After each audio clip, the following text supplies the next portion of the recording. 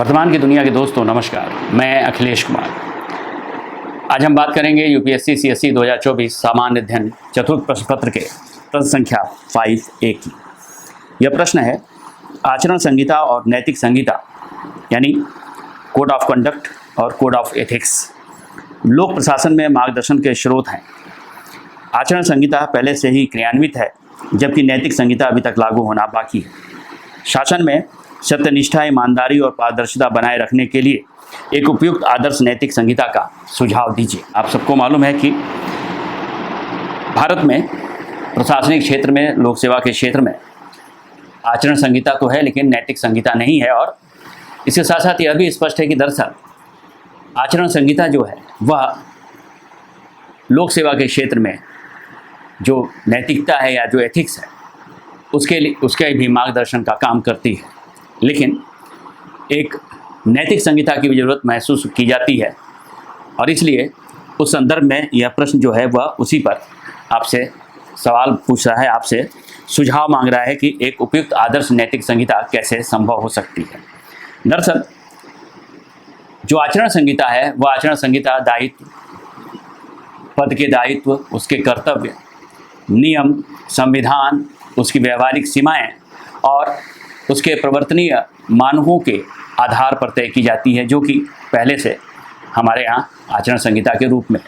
लेकिन नैतिक संहिता जो है वो दरअसल प्रशासनिक क्षेत्र के मूल्यों, सार्वजनिक जीवन के मूल्यों, नियमों और इसके अलावा जो आदर्श हैं उन तमाम तरह के संदर्भों के साथ सुनिश्चित की जाती है, जो कि अभी हमारे यहाँ संहिताबद्ध तरीके से नहीं है। यानी हमारे यहाँ आचरण संहिता तो है प्रशासनिक सेवाओं के संदर्भ में, लेकिन नैतिक संहिता का अभाव है। और इसी संदर्भ में आपसे यह सुझाव मांगा गया है कि एक आदर्श नैतिक संहिता किस तरह की हो सकती है, इसका सुझाव आप दीजिए।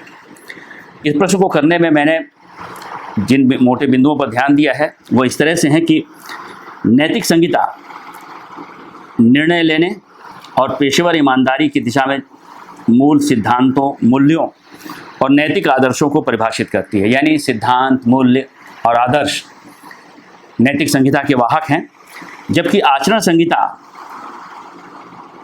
कार्यान्वयन योग्य नियमों, व्यवहारिक सीमाओं, प्रवर्तनीय मानकों, दायित्वों, कर्तव्यों और पद की गरिमा के अनुसार निर्धारित होती है, जो कि हमारे यहाँ पहले से ही है। गवर्नेंस में सत्यनिष्ठा, शुचिता और पारदर्शिता स्थापित करने के लिए आदर्श नैतिक संहिता में निम्नलिखित पक्ष अपेक्षित हो सकते हैं। इनमें से कुछ पक्षों को मैंने पॉइंट के जरिए बताने की कोशिश की है, जैसे लोक सेवकों के व्यवहार को उन पर नज़र रखने के लिए, उन पर नियंत्रण रखने के लिए एक स्वतंत्र व्यवहार आयोग की स्थापना की जा सकती है। नैतिक संहिता का अनुपालन सुनिश्चित करने के लिए वैधानिक संहिता और सांगठनिक ढांचा निर्मित किया जाना चाहिए। कानून का समर्थन और उसका उचित प्रवर्तन सुनिश्चित होना चाहिए। संबंधित नैतिक मूल्यों का उचित शिक्षण और प्रोत्साहन मिलना चाहिए।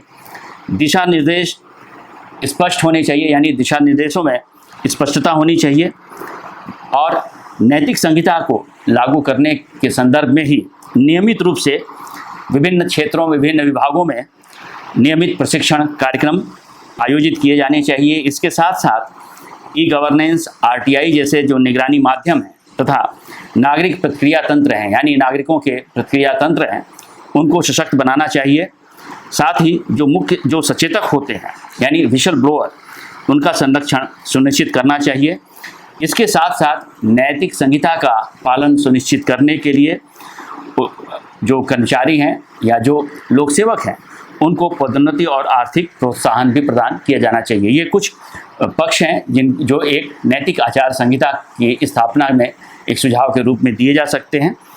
नैतिक, इसका अब निष्कर्ष हम इस तरह से लिख सकते हैं कि नैतिक संहिता के निर्माण में यह दृष्टिकोण सार्वजनिक जीवन और शासन में नैतिक व्यवहार को समाहित करने के लिए सबसे उपयुक्त है। यह लोकतांत्रिक संस्थाओं के कामकाज में न्याय, जनता का विश्वास और दक्षता सुनिश्चित करता है। दरअसल नैतिक संहिता की जो आवश्यकता है वो इसी संदर्भ में है कि व्यापक रूप से राज्य के संसाधनों का, चाहे वो किसी भी तरह के संसाधन हो, मानव संसाधन हो, वित्तीय संसाधन हो या भौतिक संसाधन हो, उन संसाधनों का जनता के बीच न्यायपूर्ण वितरण और जनता का विश्वास और लोक प्रशासक की दक्षता को सुनिश्चित करना ही दरअसल नैतिक संहिता का मूल लक्ष्य है। और इसलिए इस संदर्भ में भारत में चूंकि आचरण संहिता पहले से ही लागू है, लेकिन एक नैतिक संहिता की भी आवश्यकता महसूस की जाती है। धन्यवाद। अगर वर्तमान की यह पहल आपको पसंद आई हो तो हमारे वीडियो को लाइक करें और चैनल को सब्सक्राइब करें। शुक्रिया।